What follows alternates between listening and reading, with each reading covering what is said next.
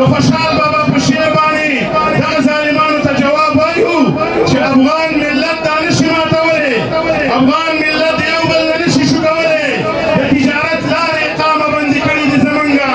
موږ د وخت علماو ته هم دا غږ کوو، سیاستمدارو ته هم دا غږ کوو، په دې جرګه کې موږ دا غږ کوو. د 20 کاله نه د راوپاس په شان تاریخي لارې تړلې ده، د ګوسلۍ لارې راته بنده کړې ده، د تورخم په لارې تجارت راته ختم کړی دی، د انګور اډې او د غلام خان په لارې تجارت ختم کړی دی، په دینشي او درپاس یې زموږ تګ راتګ بند کړی دی، په قمردین بادیې او په چمن کې زموږ تجارت دې ظالمانو ختم کړو. موږ دا غږ کوو په دې جرګه کې، دا د تجارت لارې دې کلاو کړي، که نه به د قام لښکر به ورځي، دا لارې به انشاءالله کولاوئ.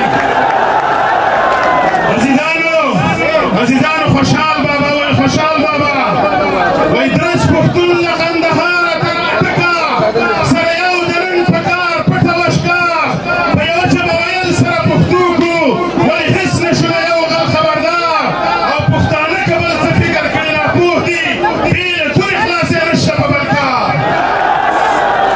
عزیزانو توره به کوو په دې میدان باندې، مېړانه به کوو په دې میدان باندې. دا قام نور موږ د چا وژلو ته نه پرېږدو.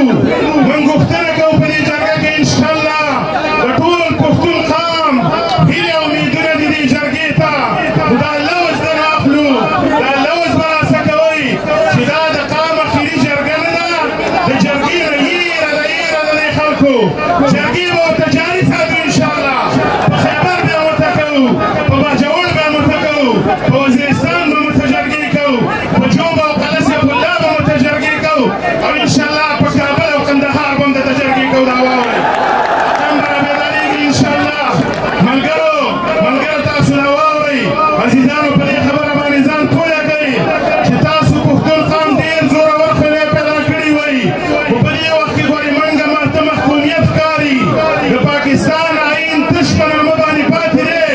د پاکستان د آئین نه منظور پښتین انکار نه دی کړی، د پاکستان د آئین نه پښتنو انکار نه دی کړی.